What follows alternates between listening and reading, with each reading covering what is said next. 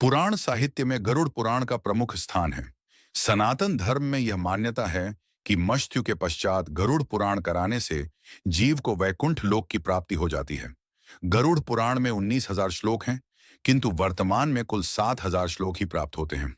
प्रेत योनि को भोग रहे व्यक्ति के निमित्त गरुड़ पुराण करवाने से उसे आत्म शांति प्राप्त होती है और वह प्रेत योनि से मुक्त हो जाता है। गरुड़ पुराण में प्रेत योनि एवं नरक से बचने के उपाय बताए गए हैं। इनमें प्रमुख उपाय दान दक्षिणा, पिंडदान, श्राद्ध कर्म आदि बताए गए हैं। मस्त आत्मा की सद्गति हेतु पिंडदान आदि एवं श्राद्ध कर्म अत्यंत आवश्यक हैं और यह उपाय पुत्र के द्वारा अपने मस्तक पिता के लिए है, क्योंकि पुत्र ही तर्पण या पिंडदान करके पुण्य नामक नरक से पिता को बचाता है। पुत्र का मुख देखकर पिता पैतश कारण से मुक्त हो जाता है। मृत्यु के बाद क्या होता है?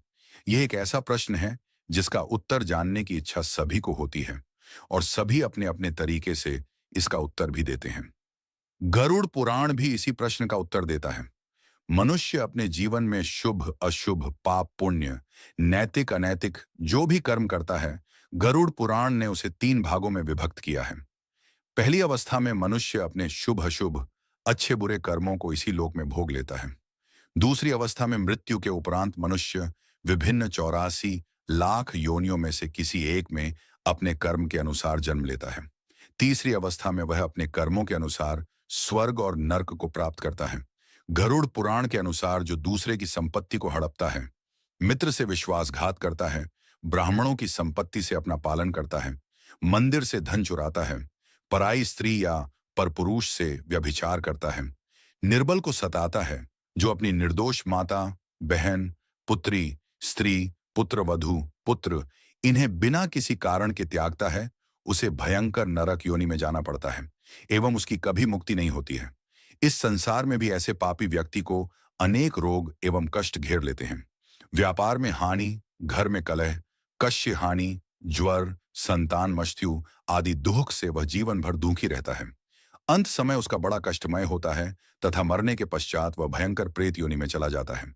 शीघ्रम प्रचल दुष्टात्मन गतोसित्वम यमायलम कुंभिपाका नरकात्वम नेश्यामश्च माचिम। गरुड़ पुराण दुष्ट एवं पापी व्यक्ति को यमदूत पकड़कर कुंभिपाक आदि नरकों में कोड़े मारते हुए, घसीटते हुए लिए चलते हैं।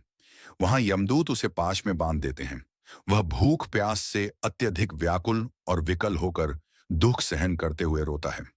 उस समय मृत्युकाल में दिए दान अथवा स्वजनों द्वारा मृत्यु के समय दिए पिंडों को वह खाता है, तब भी उसकी तृप्ति नहीं होती। पिंड दान देने पर भी वह भूख एवं प्यास से व्याकुल लगता है। मांस भक्षण करने वाले व्यक्ति को नरक में वे सभी जीव मिलते हैं जिनका उसने मांस भक्षण किया था, और वे वहां उसके मांस को नोचते रहते हैं तथा वह कई कल्पों तक प्रेत योनि में भटकता रहता है। जब आरषि के श्राप से प्रेरित तक्षक नाग राजा परीक्षित को डसने जा रहा था, तब मार्ग में महर्षि कश्यप से उनकी भेंट हुई। तक्षक ने ब्राह्मण का वेश बनाया और पूछा, महाराज, आप इतनी उतावली में कहाँ जा रहे हो? तब ऋषि कश्यप ने कहा कि तक्षक नाग राजा परीक्षित को डसने जा रहा है और मेरे पास ऐसी विद्या है कि मैं राजा परीक्षित को पुनः जीवन दान दे दूंगा। तक्षक ने सुना तो अपना परिचय दिया। कहा, राशिवर, मैं ही तक्षक हूं और मेरे विष का प्रभाव है कि कोई आज तक मेरे विष से बच नहीं सका। तब ऋषि कश्यप ने कहा कि मैं अपनी मंत्र शक्ति से राजा परीक्षित को फिर से जीवित कर दूंगा। इस पर तक्षक ने कहा, यदि ऐसी बात है तो आप इस वृक्ष को हरा भरा करके दिखाइए, मैं इसे 10 कर भस्म कर देता हूं। ज्यों तक्षक नाग ने हरे भरे वृक्ष को डंस मारा, त्यों ही वह हरा भरा वृक्ष विष के दुष्प्रभाव से जलकर राख हो गया।